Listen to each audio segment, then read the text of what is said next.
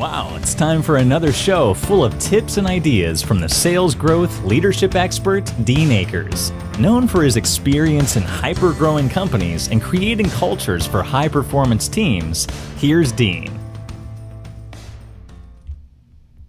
Well, welcome to episode 44. We're going to have a fun one today, I promise you this. I had breakfast with my son this week, and I had actually thought I had told him every story. In fact, I think he would probably share with you that I've told him every story 100 times. But we were having visit at breakfast, and he was talking about he has a company. He was talking about his team and motivation and different things, and how do you motivate people, and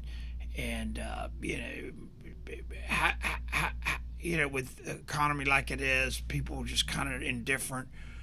Dad, really, how do you motivate them? And I said, well, first off, I'm not a big believer in, quote, motivating employees or having to motivate them.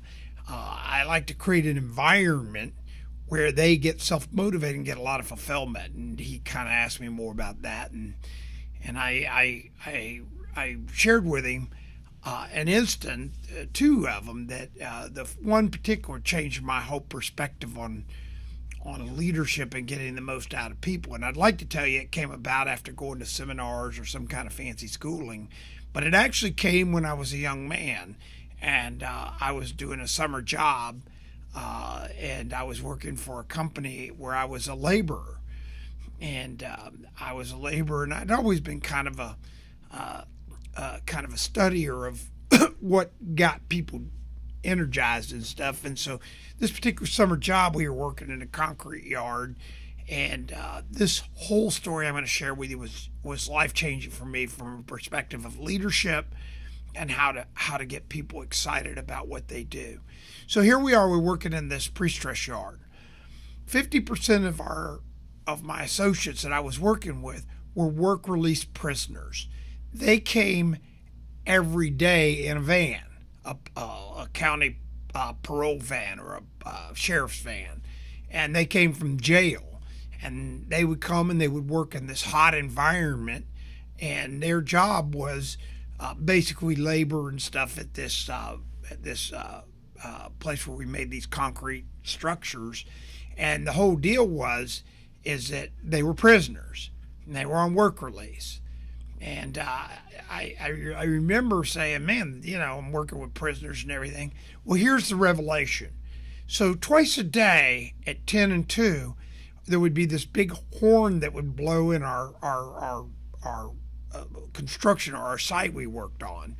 And it was an indicator that it was break time, and everybody was always excited for break. And I'm sure if you're an owner of a company, you go, all my people ever want to do is take breaks or whatever. Well, we would go take our break, and there was a Coke machines, and there was a wall, concrete wall. This was out in the open, and there's this big concrete wall.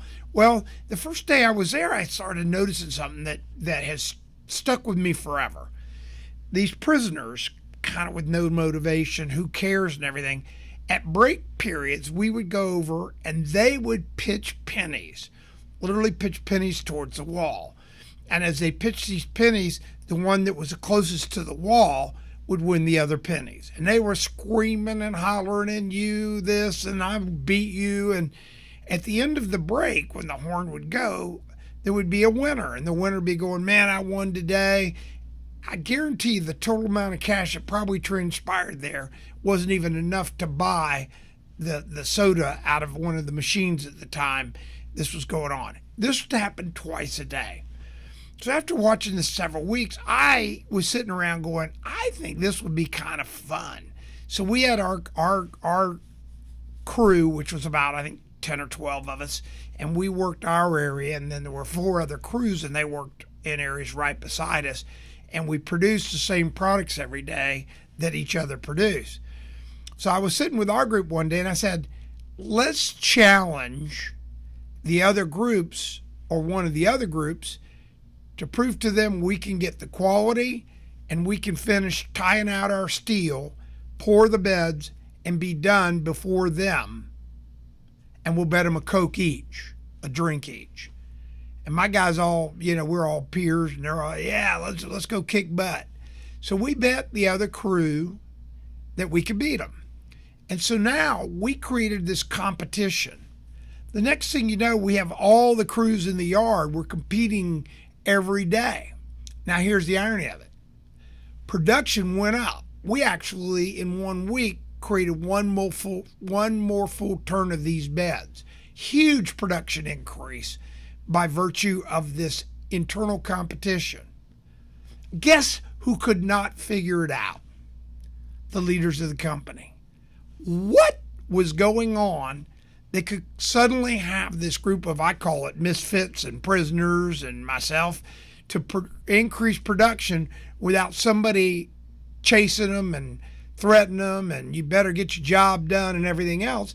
And it was as simple as we created a game with winners that didn't involve money, but it involved production, and the game was set between us as peers, and it was more fun, and we increased production, and it was our source of winning for these people that you would make an argument that had no sources for these kind of things.